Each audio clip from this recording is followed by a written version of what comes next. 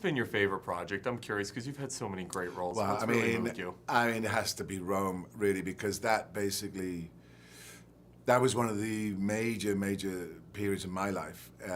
It turned my life around. I mean, basically, I found my partner who was my landlady. That's awesome. Yeah, the rent went up, and That's now awesome. so now we're there with 3 boys and a rescue puppy, and free rent. Yeah, no, the rent went up, but it got me my representation in the States as well, and effectively started my movie career. I mean, it's so much happened because of that one, and I dare I say, learned to get out of my own way in that series. You know, I stopped having a stupid projected view about if I did this, then maybe I could, this thing about actors trying to judge themselves and how they can improve. And it really made me sit down in my own skin and go, you know what? So I hope Frank Castle didn't bleed off into you. You didn't take the work home with you?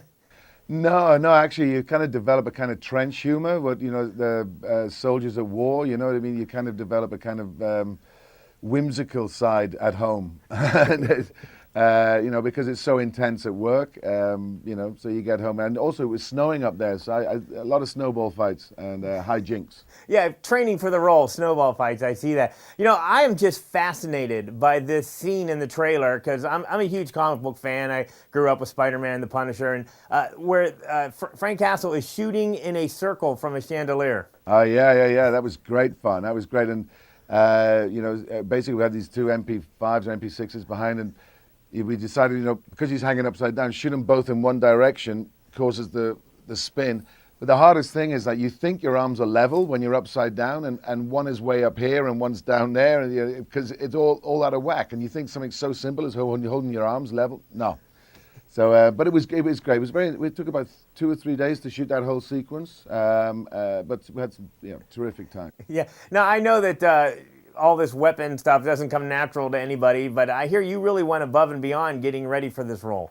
Absolutely. I mean, I know that the character himself is quite popular with the military guys, and in a weird sort of way, I was working with Marines and I was working with Special Forces guys as well, and we really did an awful lot of work to make sure that the guys watching it, because we know they're going to see it, and they're going to look at it and say, look, that's why they beast us 16 hours a day. It's because with Frank, he's not a superhero. It's all about the training and the attitude that he brings to bear and his weapon handling. And also, he doesn't have these magic guns that never run out of bullets. It's quick, rapid changes and all this sort of... So that hopefully they'll see it and say, okay, they buy the fact that he's a trained professional. And this is what he has and this is what he brings to bear. Yeah. Now, did you miss the 8 hours of training a day and getting into shape, or did you leave that behind, or is that now part of your daily routine? No, I'm not a natural gym person unless I'm focusing on something. No, you'll find me on a beach.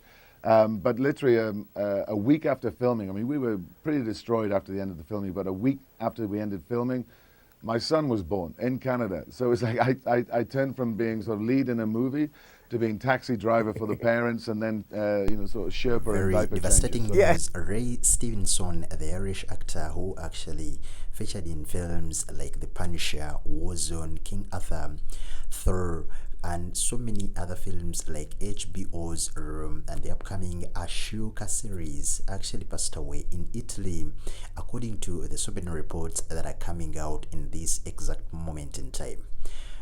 When we look online here, no cause of death has been released yet, and it's not available. The family has not availed it in this exact moment in time. But of course, we can tell that he was born in Northern Ireland. That was in 25th, 1964. He began his career appearing on so many TV shows in the early 90s, and then becoming lead action roles in the Hollywood films starting in the 2000s. His first major film, I think it was in the Antoine Fuqua's 2004's adventure movie.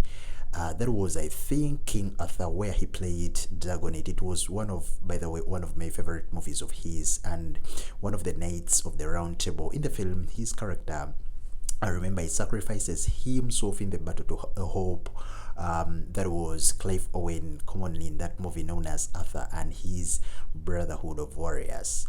In 2008, we saw Stevenson landing a very huge role in the Marvel film The Punisher, which I think many of you came to know him through that movie. the Punisher Warzone. Actually, he played in the that role of the titular mercenary, aka Frank Queso. The film was distributed by Lionsgate in North America before Disney acquiring the rights to the Marvel Universe and later reintroduced the character in the Netflix series Daredevil. Stevenson was the third actor to portray the Punisher on screen after the legend Dolph Lundgren first played the Vigilant in the straight-to-video release. I think that was in 1989, 1990, 91, around that time, followed by Thomas June in 2004's R-rated Punisher Warzone. And he was, by the way, a very huge actor in that movie, and very many people came to like him through that character. In 2010, we saw Ray actually appearing in action movies like The Book of Eli, Three Musketeers, and another franchise which was so popular, Thor. And Lionsgate actually also featured him in another movie, Divergent. I will check through the discography and the filmography to really look. You can check through the filmography to really look at the so many movies he has featured in. His passing on is really very shocking because he looked a healthy man even recently in the interviews. We send our deepest condolences to the family, friends, the fans globally after the passing on of such a legendary actor.